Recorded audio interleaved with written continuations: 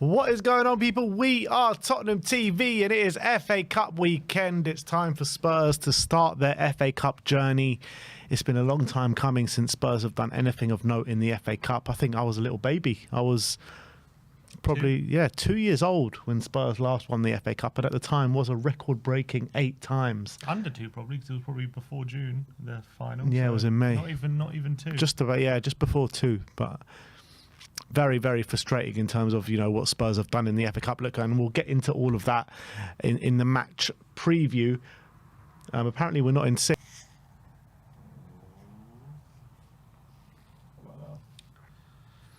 Okay. Yeah, that should be better now. Sorry about that, guys, but we are back. Let us know if we're in sync. It should be, because we do have an excellent connection right now, where it said poor before. So just let us know in the comment section below. Yeah, fine. Perfect. But it's good to be here with you guys on FA Cup weekend. It's that weekend, a lot of people do look forward to it every year. And some big fixtures. United playing Arsenal. West Ham, Villa. But it's these kind of fixtures which are the best. The top against the bottom. When we played Marine, it was very special. It was very unfortunate that there was no fans in the stadium at that time, because it would have been really special for not just the Spurs fans, but for mainly the Marine fans as well. And this is no different. I know Tamworth are a bit higher up than Marine, but Tamworth are a non-league side, and it's these kind of ties that can change the fortunes of a football club. Absolutely, especially if they somehow earn a replay. That's like money for the club, which they wouldn't have already got on the TV money as well. Is there replays this year, or did they scrap that? I think in the earlier rounds, is there not replays? I think have they completely scrapped them already? I think from a certain round there's no replays. Okay. Unless that's changed. So I mean, that would be massive for Marine. Obviously, the TV money in general, this game's obviously going to be televised. Yeah. That's massive for them as well. And having a team like Tottenham come to town, look, they're going to try and make it difficult. It's they're going to try and turn it into a scrap, and we've got to try and avoid that. All right, well, let's move on to the predicted lineup. Let's start off with that. And Ange has been speaking in a press conference. What is the team news going into it? So no players are back who were unavailable for last game, apart from obviously Pape Matar and James Maddison, who were suspended for the last game. They return. Ange did say that he's very wary about bringing players back from injury on this kind of turf, because they play on an AstroTurf pitch, so he's very wary about that.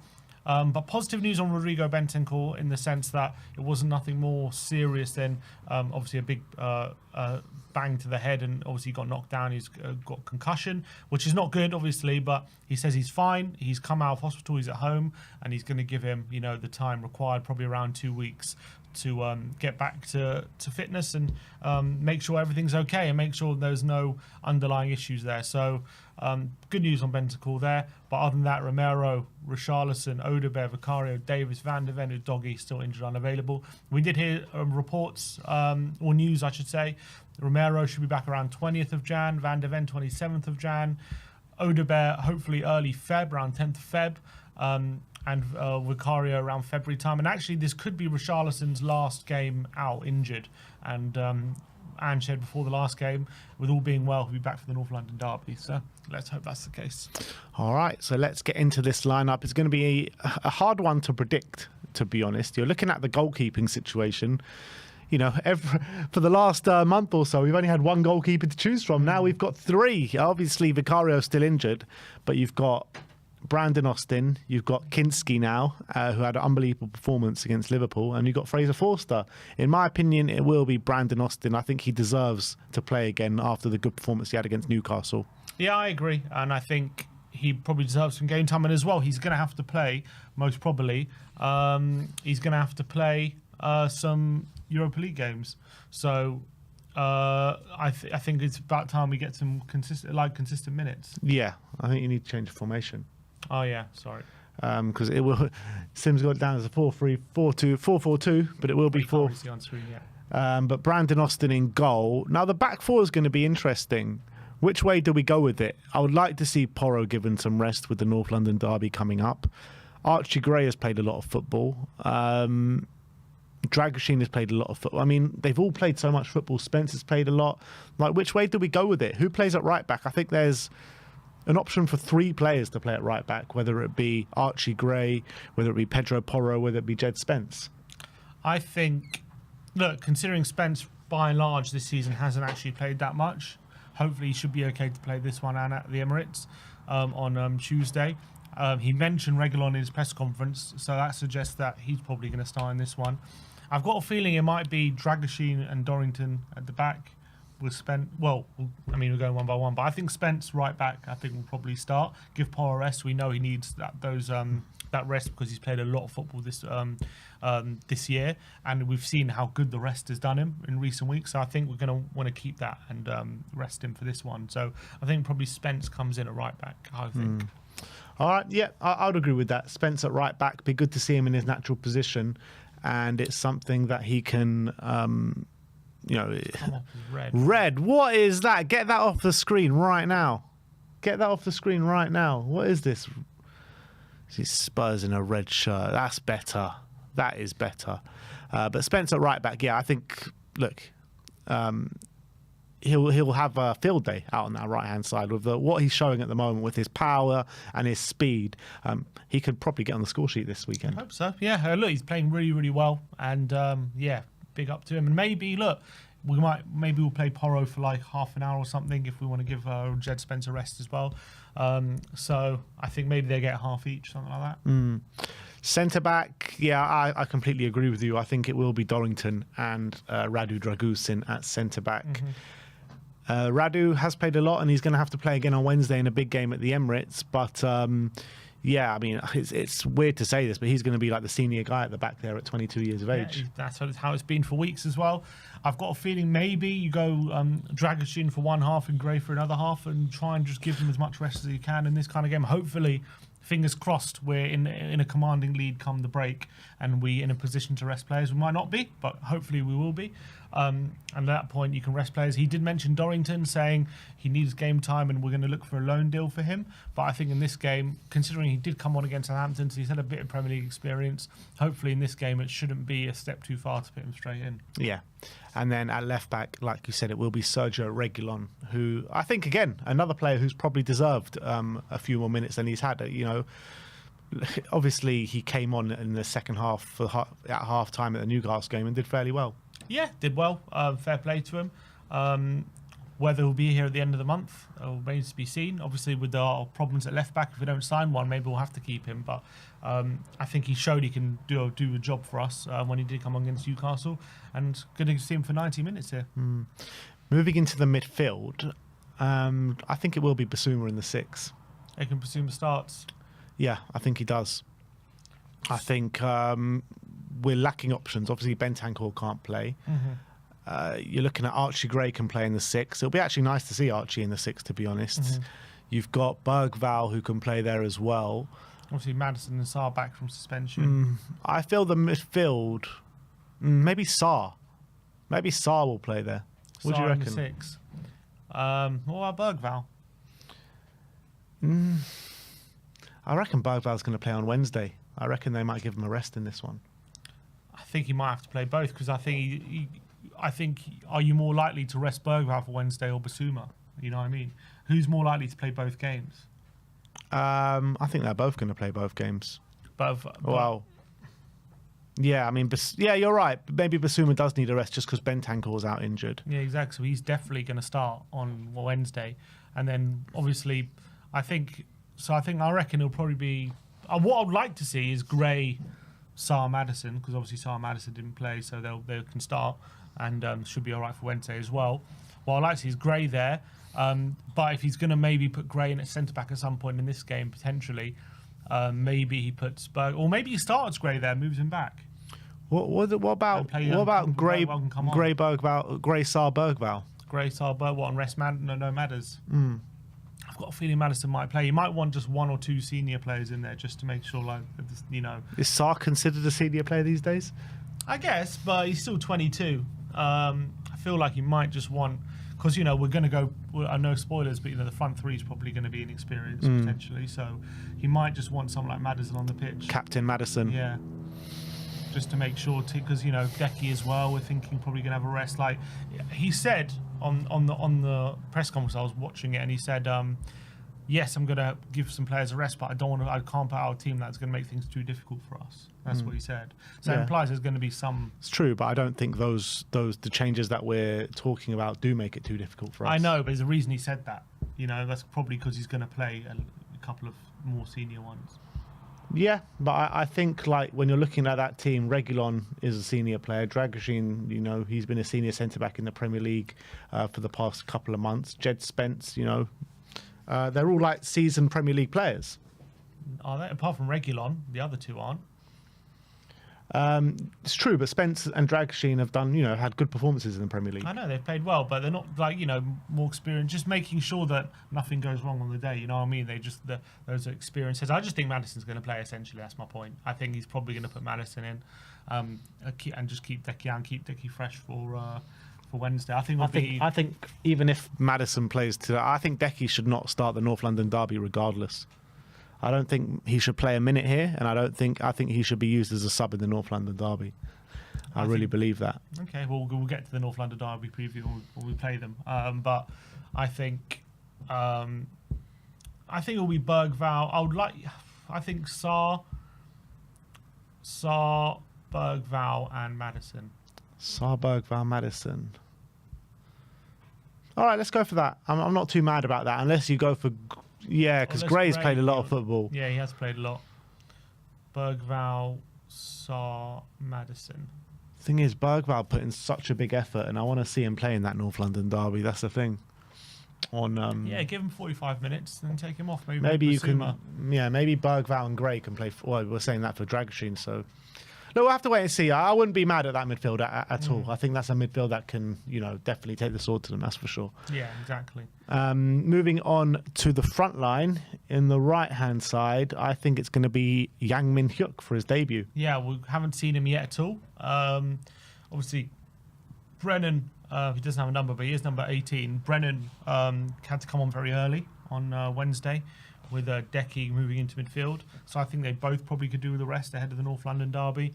And there'll be a good opportunity to see Yang Min-hyuk come on. And obviously, if things aren't going well, he's still got Decky and Johnson in reserve as well. So we think Yang Min-hyuk is going to come on the right wing and get his debut. Yep. And on the left, we're hoping to see a return to the team to Mikey Moore. Yeah, I mean, I've got a feeling it might be Werner.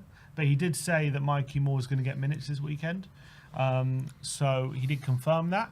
So whether that means from the start or on the bench, I'm not sure. Werner obviously came off the bench for 30 minutes to go on the weekend. So we're going to go with Mikey Moore, but I've got a sneaky feeling it's going to be Werner. And then up front, obviously, Will Lancashire, because I think Solanke just desperately needs some rest. We're running him into the ground at the moment. And Will Lancashire, when he's got his minutes, he's looked okay. And against National League side, I mean, look, all these players should flourish, really. Yeah, look, Lancashire's played Europa League. He's done well. I think it's another good opportunity for him to get some more minutes. And I think, he'll be licking his lips at the prospect, I think. And I think he'll get a goal, I reckon. And yeah, so let's run through that lineup again. So Brandon Austin in goal, Reguilon left back, Spence right back, Dragoshin and Dorrington in the centre back positions, with Sarr, Bergval and Maddison in the middle three, with Yang on the right, Mikey Moore on the left, and Will Lancashire up top. So how many academy Tottenham Hotspur Way graduates in that team? So it's Brandon Austin, Alfie Dorrington, four, Will Lancashire and Mikey Moore. I'd love to see that team. That'd be great. I really would love to see that team. Also, Yang Min-hyuk and Bergval being teenagers as well. It's a very young team, but it should be enough to get through. And look, you got the likes of Decky, Solanke, Basuma all on the bench if things are going, or Sonny as well, all on the bench if things are really going pear-shaped for one reason or another. But I'm hopeful that team should be able to see the job through. Yeah, absolutely. And you look back at when we played Marine. The likes of Alfie Devine, a 16-year-old Alfie Devine got on the pitch and scored a goal. And I think we played... Vinicius got a hat-trick. Yeah, that shameless Vinicius when he was going like that and celebrating. Unbelievable. But I think a few youngsters got on the pitch that day and did really well for us. So there's no reason why this can't be the same. And if we have the game won by, half-time, hopefully 2 or 3 up, let's hope. Look, you never know, but you can rest players and you can take some. I mean, I don't know who's going to need rest. Maybe Bergval, Maddison. You can just give players a chance to get rest. And look, we know It's a big game. Spence. We know it's a big game on Wednesday, or Tuesday or Wednesday. Wednesday. Wednesday is a big game, so we're going to need every ounce of energy we can get. Yeah, absolutely. So that is our predicting lineup to go into the game against Tamworth. Let us know your thoughts in the comments section below. And let's move on, guys. Let's move on. How do we get the thing off? Oh, yeah, I'll do it. 1 sec. It's here. What's going on here? It's unticked. Don't know why it's still on. Oh, sorry. There you go. All right, let's move. Let's actually go to a super chat that we got. Let's see. Dark Sun G says, I'd rather Decky starts the North London derby versus then Everton next week. Yeah, I mean, the only thing is with Decky, I just feel like he's just knackered, and I feel like he needs like more than a week's rest. That's just how I feel. Obviously, I'm not on the training ground with him, so I don't actually know, but that's just the feeling I'm getting. I feel like his performance have been regressing over the past couple of weeks, and I think a prolonged period of rest for him, especially as we have Maddison there, who's actually got the most goal contributions for Spurs. I just feel like it could do him and the team a world of good. I think he will start, but yeah, we'll have to wait and see. Hopefully he doesn't play tomorrow and gets a big rest tomorrow. That's the most important thing. And he says, unlike us Gooners face Man United before us, so they get no rotation. That's actually a really interesting point, because I was looking at the bench that Arsenal had against Newcastle in the Carabao Cup this week, and it was a really poor bench. Like, they've got they're actually got limited options at the moment, Arsenal. I'm not sure who's injured. I know Saka's injured, but who else is even injured? Waneri. And Waneri. At the back, Ben White's been injured. I think Calafiori's been injured. He was on the bench though. He was on the bench. Lewis Skelly played ahead of him. He played ahead. Look, he played ahead of him and Zinchenko, so it's not like they didn't have options. Regardless, though, you're looking at this. Yeah, midfield. I don't know who's injured midfield. They had Rice, had Odegaard, or Partey. You're looking at the way that I know this isn't an Arsenal preview, and I'm just going to go on a bit of a thing about Arsenal. But you look at the team, that the quality of team that they're playing and the bench that they've got at the moment. And they're going to have to play pretty much a similar team 3 times in the space of a week. And we're going to get a big rest this weekend. So I think it works in our favour that the North London derby's midweek. Got to take advantage of it. But let's get into the match preview. It is Tamworth against Tottenham, a glamour tie for Tamworth in the FA Cup. And this is a Tamworth side who are National League North champions last year, who got promoted to the National League. They're currently sitting in 16th place. You're saying they got more silverware than us? Is that what pretty much. That is exactly what I'm saying, actually. They're currently sitting in 16th place in the National League with 30 points. Looks like, how many have they scored and conceded? 26 goals. So they've scored 26 and conceded 41. So they're a team who don't have the greatest defence and don't have the greatest attack. Not on the best form either, it seems. Yeah, on poor form as well.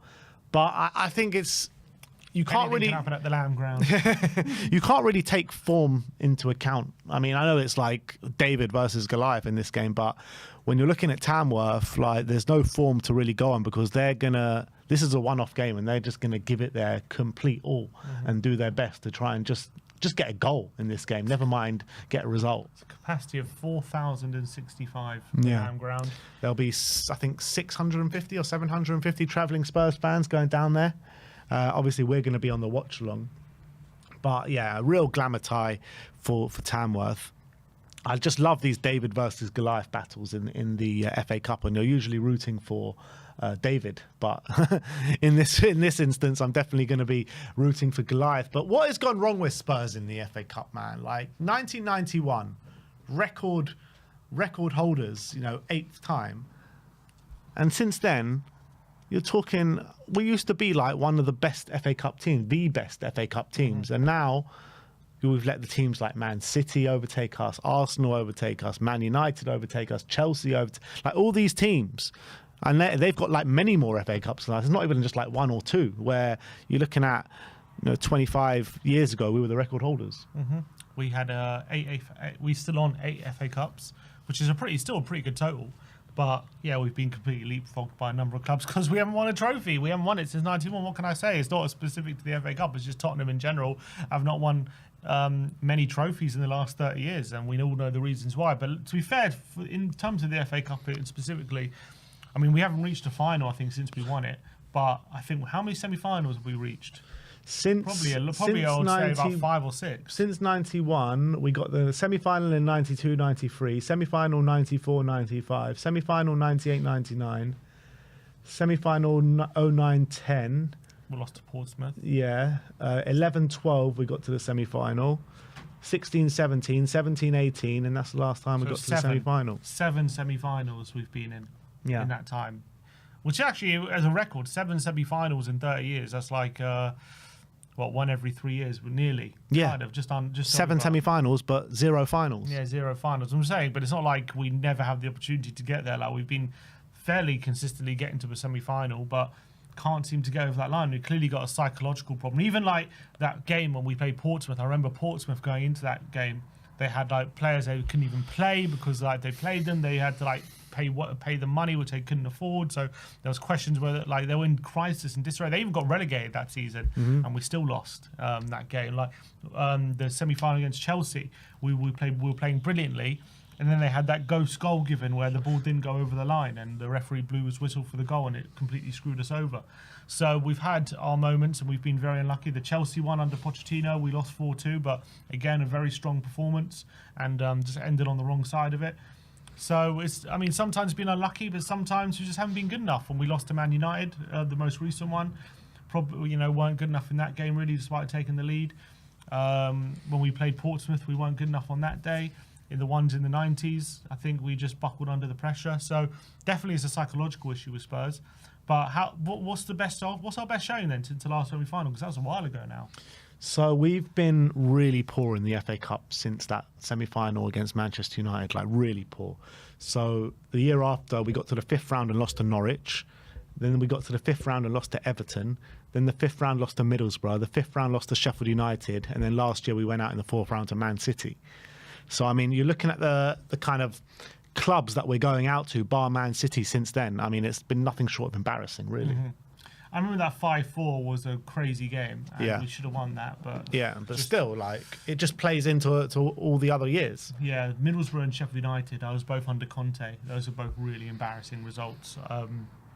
Just didn't turn up on the day, even though we know the cups are very important for us. Like, that was a real disgrace. We rested players, and we absolutely paid the price for it, and it was embarrassing performances. So, look, obviously none of these teams are on the level of Tamworth, but we've got some things to put right when it comes to the FA Cup 100%. At least in the League Cup, we've reached some finals, and obviously the last trophy we won, but since then we've reached 2 finals since then? Yeah. And probably a few semi-finals on top of that. So we've done a bit of a better record in the League Cup recently, but the FA Cup is just, we've got nowhere near it the last few years. You know, there seems to be, or there used to be a narrative, I don't know if it's still there anymore, about the FA Cup and about the League Cup and about how the FA Cup is, so much bigger than the League Cup. But I feel like that's changing a little bit, and I feel like the FA Cup, there used to be, like, when I was growing up, or the magic of the FA Cup and all this kind of stuff, and I feel like that's gone out the game a little bit, and I feel like the League Cup and the FA Cup are kind of like on a level standing now. I don't think they're on level standing. I think the FA Cup is still better, but what I would say is, because the FA Cup's been a bit diminished, in a weird way, that's kind of brought the League Cup up just by that fact, but because they've gotten closer in importance, it's actually given more importance to the League Cup just because they've gotten closer. So it means that, like, there's a bit more prestige winning the League Cup because people know that it's actually not too dissimilar to winning the FA Cup. I still think people put a bit more stock in the FA Cup, and I think people still, it's a competition, still want to win. And I think there's some still brilliant stories in it. There's still some magic to it. But I think compared to how it was maybe in the 90s and early 2000s, where it was in England anyway, like everyone used to crowd around watching the FA Cup. No one used to rest players in the FA Cup. It was probably people used to rest players for the FA Cup back in the day, instead of now where you've got bigger clubs resting players in this competition for Premier League games and probably European games now and stuff like that. So I think it's definitely diminished a bit. I still think it's a really good competition. I still think competition people want to win, but I do agree the League Cup and the FA Cup are still have gotten closer over the years, especially as well in the League Cup. You can clearly see the bigger clubs are taken a lot more seriously. You know, City are pretty much winning it every year. I mean, who's won the League Cup? Who's not City or Liverpool, like, or United over the last 10 years? Like, I can't remember. Yeah, and I feel like when you're looking at how big Man City have been over the last 10 years and how seriously they've taken the tournament, I think that's helped bringing up the stature of the League Cup. Yeah, agreed. That too. Yeah. So, but I'm not to say FA Cup's not a big tournament, and I think Of course it is. No, I'm not saying it's not. I'm just saying that the League Cup has raised to its level. I think it's I think the FA Cup has gone down a bit, and I think the League Cup's raised a bit because the FA. It's a weird thing. It's because the FA Cup's gone down a bit. It's raised the League Cup just naturally because of that. Because they're now tight. You can now take them as seriously as each other. Yeah, and like I just think the League Cups. I think both the tournaments, are very good. And look, I'm desperate to do something big in the FA Cup this season. It's just so long overdue. Like I said, it's been like 5 or 6 years since Spurs have gone past the 5th round, which is crazy to think of. So it's really important that we take this game seriously, because if you don't take this game seriously and the players on the pitch are not up for it, then you're talking about a potential of a real big embarrassment, and one of the biggest FA Cup embarrassments pretty much ever. Yeah, I mean, I can't think of a bigger one if we were to lose this one. Yeah. Well, in recent memory anyway. I can't think of a team as low as Tamworth in the National League being a side as high as Tottenham and as much resources and as big, basically. I know Tottenham won the FA Cup as a non-league team, but that was back in 1901. Yeah. So, very different landscape, I would say, probably back then. What about when in the 90s, didn't Chesterfield get to the final or the semi-final? They got to the semi-final, Chesterfield. I don't know who they beat along the way, but I remember, I think it wasn't Sean Dyche playing for them, I think. I don't know if he was playing for them. I remember they did play Chelsea. I think they lost to Chelsea in the semi-final. There was one year where Barnsley got quite far. They beat Chelsea and they beat Liverpool in consecutive games, but they were, I think, a League 2 team or a League 1 team, so still not as big as a National League team winning. So, yeah, I think it's definitely in the last. Yeah, I think it probably would be the biggest FA Cup show ever. I would say if this was to be able to pull this off. Albeit, I think Man United got a replay. I can't remember. I think it was against Exeter, who were a non-league side back then. They drew 0-0 at Old Trafford, but then ended up losing the replay. That's true. Maidstone beat Ipswich last season. But Ipswich were in the Championship then. And again, this isn't Ipswich was the Championship, and it's not as big as Tamworth versus Spurs. I'm not saying it's not big. There was also a few years ago, the year Sutton got to the quarters, there was another team. They beat Burnley. There was another team who beat Burnley. I can't remember who it was. Wasn't it them? No, it wasn't. It wasn't them. It was another team that beat Burnley. There were 2 non-league teams in the quarters that year, which was unbelievable. But only one of them beat a Premier League team, and that was Burnley. So again, not as big as beating Spurs. And actually, Sutton on that day when they had the pie-eating keeper on the sidelines, didn't they give Arsenal quite a game until when Arsenal just took control and then ended up smashing them? But I think only finished 2-0 in the end. So I mean, if you don't take this game seriously and the players are not up for it on the pitch, then it really is. If the players just go onto the pitch and assuming that they've won it before they step onto it and don't have the right mentality, it's a massive potential banana skin. I mean, it could be a potential massive embarrassment, 100%. I think the main difference when you come up in these games is obviously the quality's obviously going to be there when we're a Premier League team, but actually the big difference is physically because obviously I don't know if a lot of these players might have second jobs or one. I don't know if they must be full time at National League level. I don't know. Maybe some of them have second jobs. I don't think they would be full time at National League level. They were National League North last season.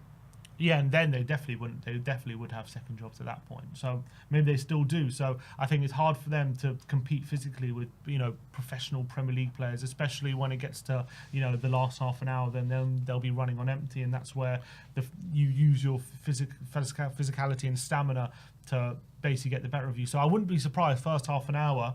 You were watching this game, we're like, oh my god, they're actually giving us a bit of a game here and making things a bit difficult. I've seen a few clips. They've got a guy who's got an absolute monster of a long throw, Rory Delap-esque, and that's clearly going to be a tactic for them. Get some early throws and just launch it in. We know Brandon Austin, if he starts, he was quite good at coming for crosses. In the Newcastle game, he's going to have to use that. But they're definitely going to try and bully us a bit or ruffle a few feathers from these throw-ins, 100%. But if you just ride out that, first 20 minutes or so, half an hour, or even if you know, just make sure that they don't, if they are going to put some early pressure on us or going to try and really go for it in that first half an hour, you ride through it, you make sure they don't get any sort of advantage or any goals or anything like that, and then you should be okay. I think the physicality should take its toll after that. Yeah, and it's going to be a difficult one on a 3G. I always hate playing on a 3G pitch, and the risk of injury is always higher when playing on a pitch like that. But Are they still on 3G, not 4G or 5G? It might be a 4G pitch, but I read it's 3G pitch. Bloody hell, that's like... It's 3G, I heard Ange say it. 3G, that's like Power League 10 years ago. Yeah, with the black rubber things. Bloody hell, even Power League's moved on from that. So at half time, they're going to have to empty their boots and get all the black shit out of it. Yeah. Pretty much. And said it that, you know, that's gone into his thinking in terms of selection when it comes because of the pitch. He doesn't want to bring players back from injury to play on that kind of pitch. And maybe he's thinking anyone who's got any sort of struggles or anything, he just doesn't want to risk it when it comes to playing on that pitch. Brian Daigle here in the comments was quite an interesting comment. Let's bring this one up. Where is it?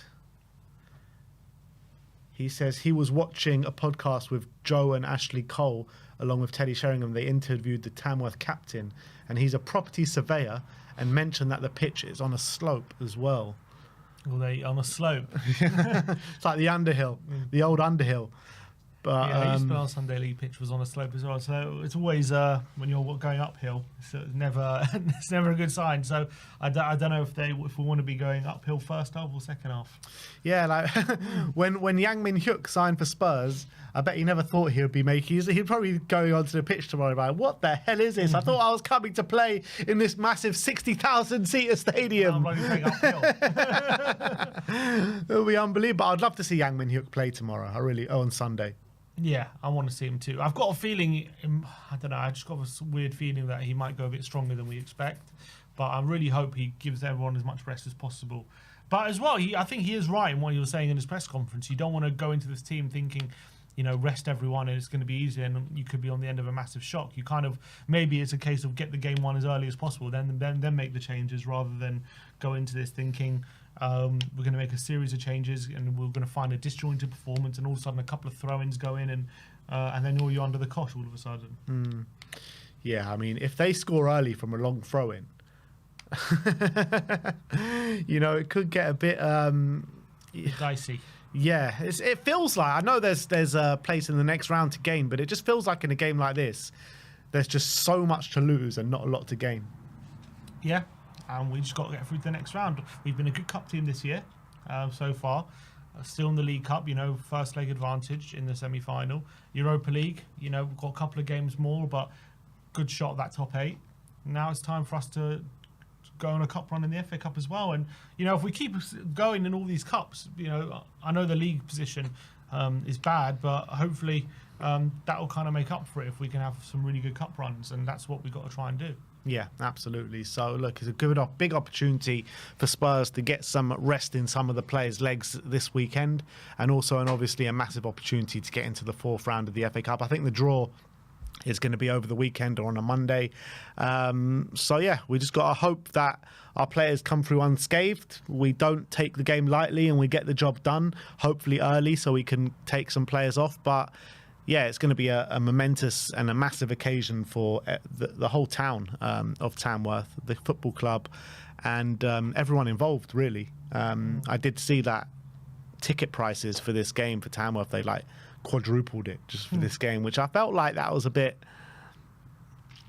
not great for the Tamworth fans, you know. Well, they got to make the most of it, don't they? The club do, but I mean, you're getting TV revenue money. You're going to get ticket sales anyway. This isn't like Daniel Levy, where if you put the prices up, the money you make compared to what you earn generally is insignificant. This is very significant. It is, but I mean, they're making a lot of money regardless of putting up the ticket prices by 20 every quid. Penny. They literally need every penny. Like it really matters to these teams. Like if you can get a revenue for this game, if it's possible for you to quadruple your revenue, that can make a material difference to the actual wealth of the club. Compared to like someone like Spurs, where if Levy increases the prices like he does by £10 or whatever it is, 30 quid for every ticket, it's not going to make that much difference to Tottenham. Yeah, I might get more, an extra, let's say, million or whatever. But that for Tottenham, that's not a lot of money. That doesn't really help them too much. For them, if they can get a few extra thousand, that could be the difference between, between anything for them. It makes a material difference. And look, you can say it's not nice, but I think for Tamworth, they've got to kind of squeeze every penny they can out of this tie, because they're going to be their biggest money spinner for the year. Let's be honest. This is their bigger. This is their time. This is like the time to do it. So I do wonder, like, if they could have made the game or changed the game for it to be hosted at Tottenham and still be acted as like a home tie for Tamworth, because you can imagine the money they could have made in that way. That'd be amazing. I mean, I don't know if that's part of the rules, but because there has been occasions in the past where grounds have been really small and they've moved it to like the closest big stadium, and they didn't obviously do that here, but there has been kind of exceptions like that in the past. Yeah. So I mean, that would have made it an even bigger difference. 100%. But they want to play at the home stadium. They want to. I don't know if it's still possible, if you can still do that, but it has been, people have done it in the past. But look, it's going to be an interesting game. We'll be on the watch along on Sunday, 12:30 kickoff. What is your score prediction? I am going to go for. What am I going to go for? I'm going to go for 4-0. 4-0. 4-0. Yang going to score? You get an assist. No goal? No goal. I'm gonna go for. I think I'm going to go for Spurs to concede. I'm going to go for 6-1 Spurs. 6-1. 6-1, and Yang Min-hyuk is going to score in his debut, and Will Lancashire will get a couple as well. And Mikey Moore. Don't forget Mikey Moore, because he's going to get on the score sheet as well. But yeah, very much looking forward to the game. Come and join us on Sunday just before 12:30, and watch the game with us, guys. But yeah, that is your match preview for the game against Tamworth, and we're going to finish off this stream going through some of your comments, guys. Once again, you guys have been brilliant all through the week, interacting, commenting through our videos, and yeah, Sim has picked out a number of your comments, and we're going to react to them now. I just did what the the most popular ones were, the last few videos. Popular comments. Most popular comments. You guys have always been fantastic, sending in your opinions. So this is post, obviously, the Liverpool game on Wednesday. First one is from Parminder Sangira 4215. He says, or they say, Sim is rubbish, so opinionated, he should leave the show. Ben can find someone better to partner him. Off you go, mate. That's what Parminder says. I shouldn't be so opinionated. Off you go. No more opinions for me. I swear I won't give any more opinions. Just leave now. No. I'm not leaving, mate. You can't get me. I'm not effing leaving. But I won't give any opinions. Just go, mate. You're done here. You're done out here. Once Parminder gives the thumbs down, it's over. Don't have any opinions. So opinionated on a football opinion show. Mad LFC, who's clearly a Liverpool fan, they say 1 foot in the final, LOL. That foot is the only thing you'll put in the final because your team won't be there. Good luck when you play at Anfield in a midweek game with a fired-up home crowd. I wouldn't be so sure, my friend. Someone sounds very salty about losing the first leg. And look, it is 1 foot in the final. Whether we get 2 feet in the final is another question. I'm under no illusions how, Liverpool are still the favourites to get into the final. But, yeah, look, we beat you on the day, fair and square. You smashed us in the league. We beat you in the cup. Let's go get this job done. 100%. Yeah, not salty at all, that LFC fan. Michael Yan Dokun 3368. It's Ange ball out, not Ange out. Tweaks and tactics, and we can be a force. Do you agree with that? Do you want Ange ball out and not Ange out? I don't want Ange ball out. I mean, I did want Ange out, and I've said Ange out a couple of weeks ago. We'll get into that, don't worry. Well, if we're going to get into it, then let's not get into this then. Well, what about Ange ball out? What do you think about it? I mean, just tweaks and tactics, and we can be a force. I think Ange ball with tweaks. Yeah, I'm up for that. Okay. John G7265 says, Ange is right. This team has developed a lot, but it's masked by results. We may be 12th in the table thanks to a depleted squad, but one cannot dismiss that depleted squad's victories over United City and a full-strength Liverpool. Last year, people were talking about weaknesses and set pieces, and now it never gets a mention. There's been a lot of development, but some are not patient enough to see this project through. This is an exceptional manager playing football that has fans out of their seats. I think I agree in part. I definitely agree that also similar to the point before, I do think that he's been making changes and tweaks, and I think that hasn't been acknowledged because the results haven't been there, and he hasn't been able to get the wins because of that. And so people keep with the narrative, oh, he's only got a plan A, he doesn't change, all these different things, and that's just because we're losing. It's not because he hasn't changed, in my opinion, anyway. But obviously, he got the praise for those changes against Liverpool because we got the win. I also been very consistent in saying that those wins you can't be underestimated how important they've been, especially when we've had the depleted squad. So I agree with that. But on the flip side as well, we are 12th, and that you can't just overlook that. But hopefully, that is a situation that will change. Yeah, but as much as you got to give credit for these results, you got to look at the negatives as well. It's not just all like flowers and roses. We've also had a first team out there and lost to the likes of Crystal Palace and Ipswich. Yeah, I mean Palace are a bad side, but at the time it was their first win. All right. CXV says 9311 says Ben is so much better when he is not soaking. What's soaking? I don't know, probably. I reckon he's very sulking, yeah. I mean, S-O-O-K though, is not quite. You can't even say misspelt sulking. Let's see. Soaking, is there a definition? S-O-O-K-I-N-G. To soak, to refuse to smile and be pleasant to people because you are angry or unhappy about something. Soaking. God, such a suker. I'm such a suker. That's a new word. Thank you, CXV. But you know what? I agree with this. I am so much better when I'm not soaking, but I've been forced to soak. I've been soaking big time. Mum agrees. Mum says Ben's so angry. Why is he so angry? He's so sooky. Why is Ben always soaking? Stop soaking. Suka. I agree, mate. I've no doubt about it. I've thrown my toys out the pram over the past month or so, but it's what it is. I wear my heart on my sleeve. When it comes to Tottenham, I'm an emotional person. I'm an emotional wreck sometimes, and it is what it is. It's just what's my love for the club has drawn out of me.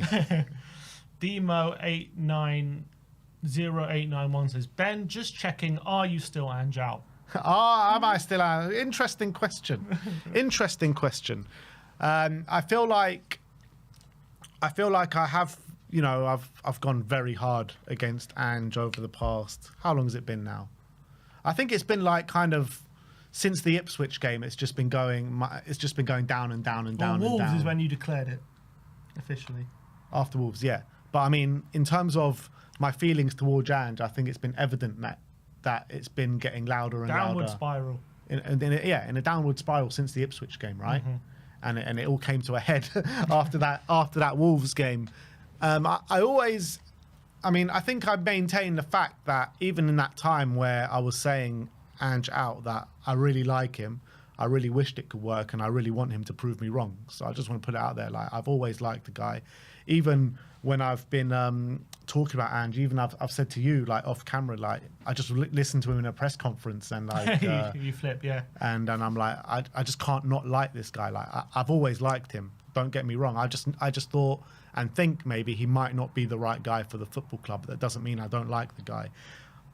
After Wolves, I said Ange out because of everything I've mentioned in terms of I don't know if he's going to be the guy to take us to the promised land, to be where we want to be.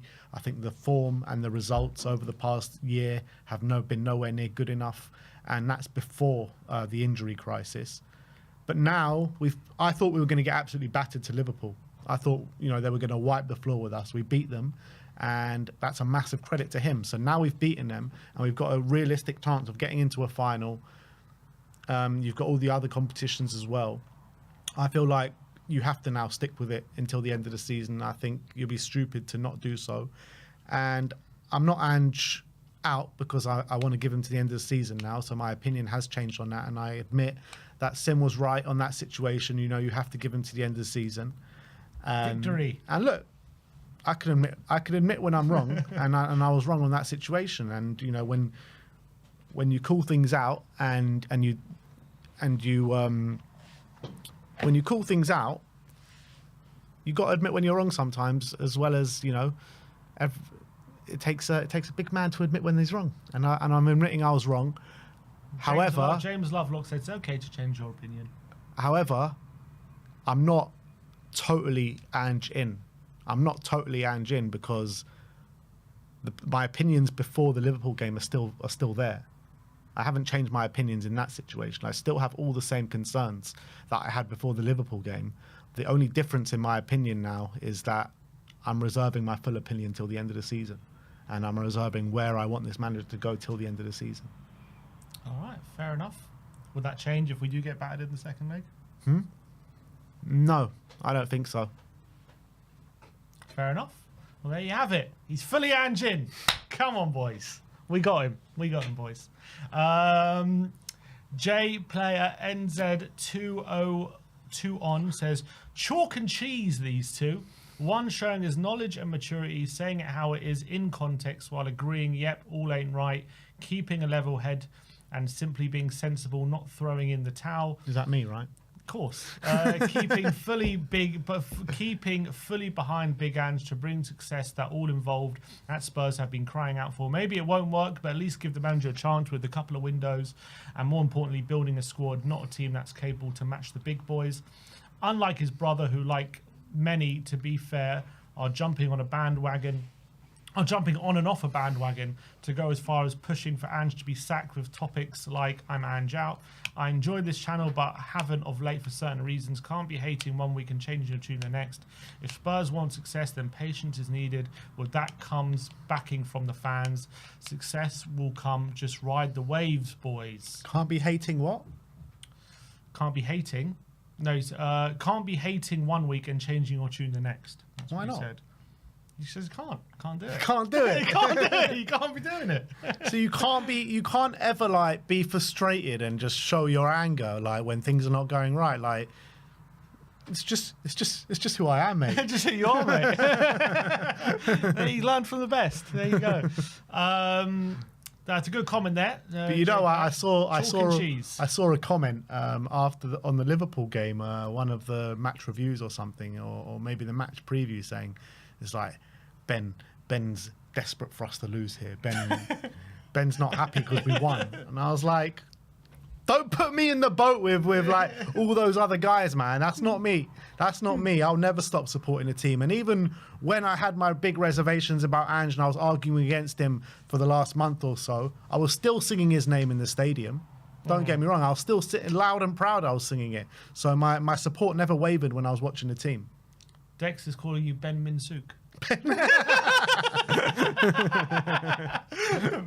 I love that.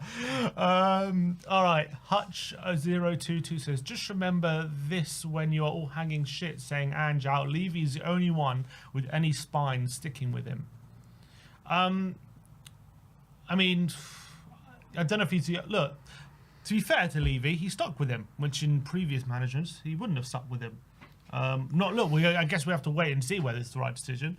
I think at the moment it's the right course of action, in my opinion. I think it's the right thing to do because I think we've started this project, we've invested in it, and I think there's still a chance it can work. I don't know how much credit he deserves that because that's what he should be doing, in my opinion. But do you give Levy credit for not, jumping the gun, or as he's done with other managers after 18 months? No, I don't think so. I think Levy as well, part of the reason of him sticking with Ange is protecting himself a little bit, because I do think the majority were still with Ange throughout this whole period. I do think that. And Levy has fired and hired so many managers, and I feel like if he was to sack Ange, I think he would get major backlash against him. in the stadium, particularly. Even though backlash is starting to come his way as well over the last month or so. I think if Ange was to get sacked, I think literally the whole ground would turn on him. I really believe that. So I think it's partly to save himself as well. I wonder what the poll would be now, Ange in, Ange out, if we did it. Probably. Oh, very highly Ange in. Probably a lot higher. Zando5108 says this squad is shaping up really good. Bergvall, Gray, Spence, Kinski, now more than capable to start. Basically beat a Liverpool A team with the Tottenham B team. Once Ange continues to play with adjustments and a couple more additions, we can beat any team. Would you say, is it fair to say we beat a Liverpool A team with a B team? Yeah, for sure. We did. We beat a Liverpool A team with a debutant 21-year-old keeper, first time in England from Czech Republic, 18-year-old midfielder at centre-back, Dragusin, who's our backup centre-back on the pitch, Jed Spence, a right-back at left-back, who's not our first-choice right-back even, Pedro Porro, fair enough, he was the only guy in the back line who was a first-choice player. Who was in the midfield? We had Basuma, first-choice player. Basuma, Bergvall and Kulusevski. And Bergvall, obviously Bergvall, an 18-year-old in midfield, two teenagers. Bentancur started, and then I guess. But, Bentancur went off after 5 minutes. Mm. Then Brennan Johnson, who's a first-choice player, really. Sonny, who's a first-choice player in Solanke. So I think it was like 5 players out of 11 who are first-choice. Mm. In terms of our best 11, though, you could say Sarr could be in there. I guess Lewis. I mean, it's hard to know what. 6 players off, I would say, our first 11. It's half a team. Yeah, it's quite a lot. He says, with a couple more additions, we can beat any team. I think we've shown we're capable of beating any team. The reality is we can beat any team. And I think we've proved that we can beat any team. We went to Man City, we beat them 4-0, albeit, it's not the Man City of the last couple of years. But still, no one else has gone to Etihad and done that. No, but I mean, they've won one game. Before the 2 games that they've just won just now, they won 1 game in 10 or something crazy like that. So it's clearly not anywhere near the Man City levels of Man City. Look, it's impressive, but I don't think it's as impressive as if we would have done it like last season, if you know what I mean. Yeah, I hear that. So look, we've beaten a Man City side twice this season. We've beaten Manchester United, which is nowhere near, but we've shown that we're capable of putting in performances like last season. We go to the Emirates and draw 2-2 where we really should have won that game. So I think we can on our day beat anyone, even though we haven't maybe shown it to beat the top sides just yet. But I do think we can. It's just about showing that level of consistency. We've just never done that under Ange. And once we do that, and once we get that, that's when I'll fully swing back into Ange in. Just a quick super chat. I think it's probably a good time to read it. Maybe the new chairs changed Ben. He's more you know what? These chairs have been an absolute game changer in this studio. It really have. I'm actually. It's like a pleasure. It's like a pleasure to be here in front of you guys now with this chair. With the stools, man. I used to go home with an aching back. My back used to kill after every stream. But now, I just feel fresh, man. It's just unbelievable, these chairs. Paul Bean Q30 says Spurs fans should be in love with Solanke. He gives everything for the team. He should have never won that ball, but did with hustle and physicality. Then he had the skill, makes an inch perfect pass to Bergvall. That is taking nothing away from Bergvall's excellent finish, but he should not have ended. He should not have even had that chance, but for Solanke's determination and strength. Come on, you Spurs. 100%. I said that yesterday on the stream. Solanke had no right to win that ball off Konate. Konate had just come on, completely fresh, where Solanke had run himself into the ground at that point with 5 minutes left of the game. Like, this guy's the work rate that this guy has and the strength that he has. Konate ain't he's not a small player, is he? No. He's like one of the most physical centre-backs in the Premier League, and he completely muscles him off the ball. It was unbelievable. Yeah, it's fantastic. And to do that at that point in the game as well, when you've just basically been running for, you're running your heart out for that long and doing it against a fresh, strong player. Really, really impressive. Oz Singer Spur says, please reiterate Ange out, Ben. Stick to your guns. At the end of the season, come back to me. At the end of the season, there you go, Oz Singer. Wolf Mauler says, lads sure didn't play like Ange has lost the dressing room. And then he had a little smirk. I don't think Ange has lost the dressing room. I mean, in the past couple of weeks, I don't think I've ever said Ange has lost the dressing room. You said you think there might be something going on. Yeah, but that was like wild. That was after the Ipswich game. I don't think I've ever said that since then. Yeah, I think you have. Have I? Yeah. I don't remember saying it.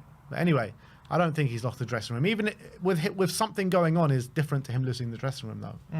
I don't think he's ever completely lost the dressing room. I do think, maybe there is a case of Spurs raising their game for big games and maybe not turning up for the smaller games. I do think there's a bit of that at Tottenham this season. But, yeah, I don't know. It's a difficult one because we seem to get ourselves up for these big games every time. Like, when's the last time we had a big game this season? Every big game we've really, apart from the Liverpool game when we lost 6-3, we've pretty much turned up for. The Chelsea game, we came out like a house on fire, went 2-0 up. It was just the quality, it was just stupid things that really let us down. Arsenal, we didn't really turn up that day, but we edged out 1-0, we lost. But the majority of them, we've actually turned up and showed really good energy levels. But then you look at some of the smaller games, we just haven't turned up. It's about finding that consistency. Look, Ange's got to find it. It's still a young team, but hopefully they're starting. Look, we say after every great win, hopefully it'll be a turning point. It's all about motivations, though. I feel like the team, Ange don't need to get the team up for these big games. That's the reality. It's the smaller games that he needs to get them up for. The known guy 2221 says, the most important narrative is I think Ange finally realised he had to win, and the only way to win is a balanced attack. I think Ange has become the next Klopp after this game. Ange has become he's coined the next That's big Klopp. words, mate. That's big words. I really hope you're right.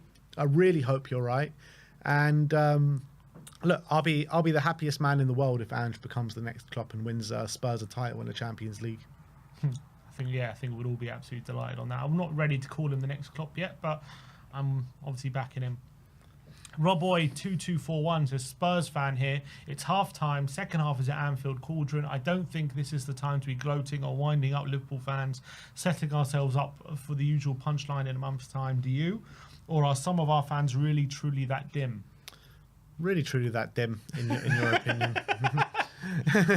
Look, as a Spurs fan, you got to take it when you can. You got to gloat when you can, because we know usually what's coming around the corner. Exactly. You can't enjoy these wins, then this ain't the club for you. You have to enjoy it now. But enjoy it while you can, my friend.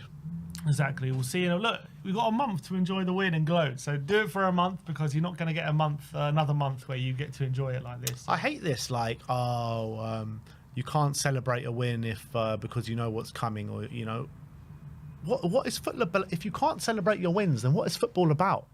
Exactly. You know what I mean? Enjoy the good times, because you don't know how long they're going to last. And that is in the comments. There is one more super chat here from John Get it up. Lee. He says, Sim, if Ange plays Ange Ball second leg against Liverpool, we knock out what you stand with Ange. I'm guessing he's saying if we go all out attack and we get knocked out, do I stand with Ange? I think he's going to play like he did in the first leg. I think we tried to attack. I think we adjusted to how Liverpool pin you back. They're a very good team. They're a very aggressive team. I think he's been making adjustments over the last few weeks. I think people haven't given him credit for it. We got to play on the counter at Anfield. Yeah, we have to adjust to them, of course, if they're forcing us back. We have to defend properly, 100%, and we have to make sure we're organised. We have to make sure that everyone's covering the spaces. The wingers are digging in like they were. The midfielders are being very, very disciplined. So for sure, but if it's 0-0 going into 10 minutes and we got all these players up the pitch going gung ho, and we're caught on a counter when the game is 0-0 and we could be winning, could win the game, then I'll criticise Ange for that. But look, I'm gonna have to wait and see how the game plays out. But I don't like this theory like Ange ball is like it's gung ho, or that's not Ange ball. Like, I think Ange does make tweaks, and even against Liverpool we were still playing some good football. I think the chances were great. If you look at the build-up, brilliant football. Is that not Ange ball just because it was just a lot more calm and controlled? Yeah, it was, which we haven't seen that often. I think definitely we'll take our time more on restarts. I think that's definitely true, whereas beforehand we weren't. But that's the main difference I saw when it comes to approach and stuff. We also went long a lot more times. We went long a lot more times. I think the keeper did, but it was very similar amount to what Austin and Forster were Even doing. Pedro Porro was going long. You know, I've seen him do that. Well, not as often as he was, I don't think. He went a couple of times long, but that was like, you know, Liverpool had a bit of high line and he exploited it. Like, I think we've done that before as well. I don't think there was a major... I don't remember Pedro Porro doing that for ages, man. I don't think there was a major, departure from how we usually approach games, in my opinion, especially in recent weeks, I would say. I think since the Liverpool game we lost 6-3, I think this is fairly similar to how we've been playing since that game. I wouldn't say in general this season. I think obviously if you look at our performances earlier this season compared to that, yeah, it's a major difference. But I would say in the recent weeks, I actually think it's fairly similar to how we've been playing. And I think we have been making some adjustments. And so I just don't like the narrative that, you know, anything apart from gung-ho football where we're completely exposed to the back is Ange ball. I just don't agree with that. We just need to put them under immense pressure. If we get a goal in the first 10 minutes, then we're really rocking and rolling. Because we can be such a devastating team on the counter-attack in the transition. And if we go 1-0 up, it's going to force them to just go gung-ho on us. And he's gonna change from the Arne Slot tactic to the Jurgen Klopp tactic, right? Of just like trying to smash them, and that could really suit us with being on the break. It really especially can. If we can have people who can, especially Kinski, and especially That's if what we I'm saying, get yeah. Van de Ven and Romero back, players who can play, could be interesting. So we need to get that early goal at Anfield. And you know what? Everyone's saying, "Oh, the Anfield is this daunting task. Anfield is this. Anfield is that." We do, on a general basis, usually turn up at Anfield. We play well. Usually, we don't usually get results. No, we turn up. We perform well. We usually perform well. I mean, last year it didn't happen, but we nearly came back in the last minute. How many times have we walked away from Anfield being like, "Fucking hell, we were so unlucky today"? Pretty much every year. Yeah, we usually play well. It's true. So let's hope this one's another one. And if we play well, that's all. Look, that's all we can ask for, because we're going to a very difficult place. We're going against the best team in Europe at the moment, in Liverpool. And if we don't win, then that's kind of what's expected. But if we do win, it's going to be a momentous day, a momentous occasion, and we're 1-0 up. People got to remember as well, I keep hearing people, I can't see Spurs going to Anfield to win. We don't need to. Just get a draw. Get a draw and we're through. I can see us going up there and getting a draw. I really can. If United can, we can. Exactly. Liverpool are not playing well. They're not playing well at the moment, Fulham Liverpool. went and got a draw there. Yeah. Forest went up there and won. Forest went up there and won. Fulham... I mean, Liverpool are not playing that well at the moment. Yeah, that's recent the reality. weeks. I mean, they beat us 6-3. They beat West Ham 5-0. Then since then, it's been a few iffy performances. Something's going on with them at the moment, because last two games I think they've been fairly poor against Manchester United and us. Yeah. So we'll see how they respond, because it's a long time. It's like I kind of want this game next week because of the way they're playing. But then on the flip side of that, in a month's time, we do have Van de Ven and Romero back. Yeah. I don't know what I'd prefer.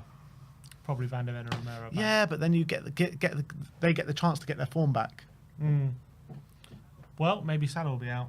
I'll have to wait and see. But look, that is the comments. That is it from us today. We're back on match day, which is Sunday, bright and early for you guys, 12:30 kickoff. But thank you for sticking around with us today. Like, subscribe and comment. And as always, come on, you Spurs.